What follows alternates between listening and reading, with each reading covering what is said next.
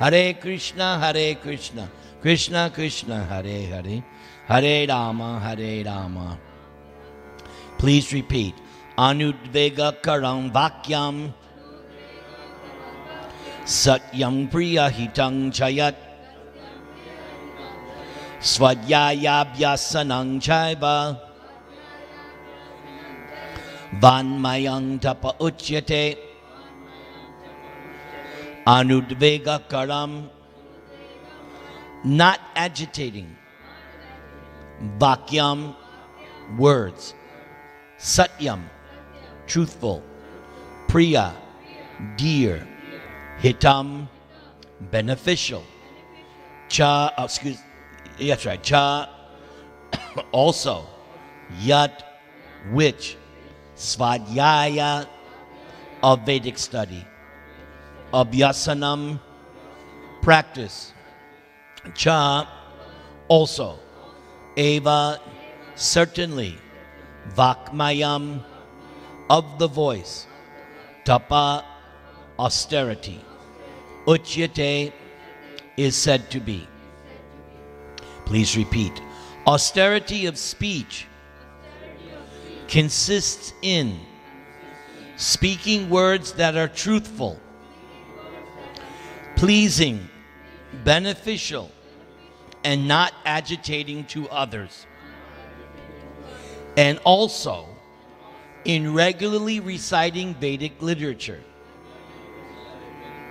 So this is a verse a person like me should meditate on constantly, because I have to be truthful, but also I have to present it in a pleasing way. And it has to be in such a way that it's beneficial. So one of the things I have to do is I have to surmise who is the audience, who is the person I'm speaking to. And I have to be able to speak something that's going to be beneficial to that person. For instance, last Sunday I was in Philadelphia, and I was at the ISKCON temple. So they had students from a religion class in this famous temple university. It's a famous university temple. So it was a world religions class, and the person that I was talking to was a black Muslim girl. So I had to think, okay, how am I going to present Krishna consciousness to her? But it has to be, I have to be truthful. It should be pleasing and beneficial to her. So it's like, it took me a while. I let her talk for a while, and then as soon as she said something, I said, oh, and then little by little interject. And then also it says here, regularly reciting Vedic and not agitating to others. All right, let's look at the purport. One should not speak in such a way as to agitate the minds of others. Of course, when a teacher speaks, he can speak the truth for the instruction of his students. But such a teacher should not speak to those who are not his students if he will agitate their minds. This is penance as far as talking is concerned. Besides that, one should not talk nonsense. The process of speaking in spiritual circles is to say something upheld by the scriptures.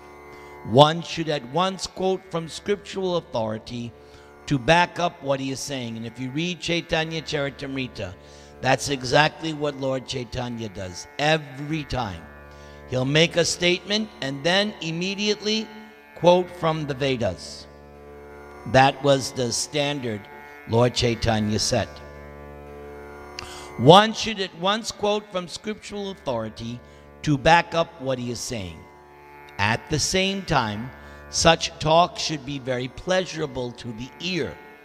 By such discussions, one may derive the highest benefit and elevate human society. So this, for me, I should meditate. This is how to preach. There is a limitless stock of Vedic literature, and one should study this. This is called penance of speech. Let's do one more, number 16. Mana prasada samyatvam maunam atma vinigraha bhava sangshuddhir ityetat tapo manasam uchyate. Mana prasada, satisfaction of the mind. Saumyatvam, being without duplicity towards others.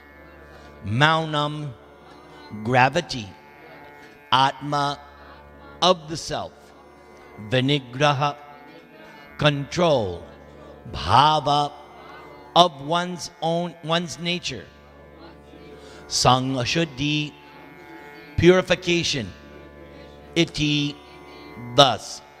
Etat, this. Tapa, austerity. Manasam, of the mind.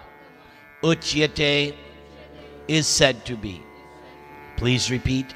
And satisfaction, simplicity, gravity, self-control, and purification of one's existence are the austerities of the mind. Purport: to make the mind austere is to detach it from sense gratification. It should be so trained that it can be always thinking of doing good for others.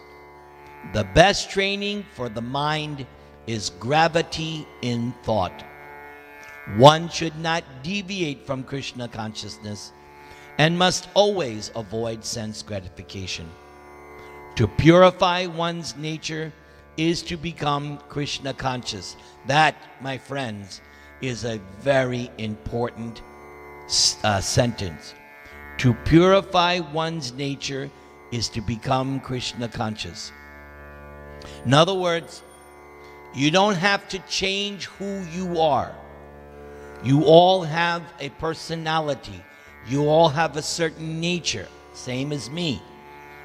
Becoming Krishna conscious doesn't mean you have to be somebody else.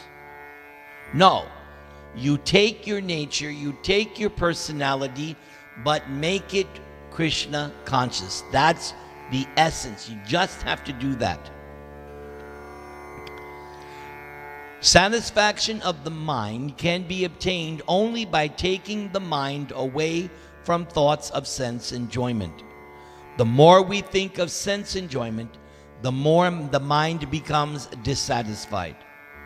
In the present age, we unnecessarily engage the mind in so many different ways for sense gratification, and so there is no possibility of the mind's becoming satisfied. The best course is to divert the mind to the Vedic literature, which is full of satisfying stories, as in the Puranas and the Mahabharata. And that, of course, that's what I do. That's what I do every day. One can take advantage of this knowledge and thus become purified. The mind should be devoid of duplicity, and one should think of the welfare of all. Silence means that one is always thinking of self-realization. The person in Krishna consciousness observes perfect silence in this sense. Control of the mind means detaching the mind from sense enjoyment. One should be straightforward in his dealings and thereby purify his existence. All these qualities together constitute austerity in mental activities.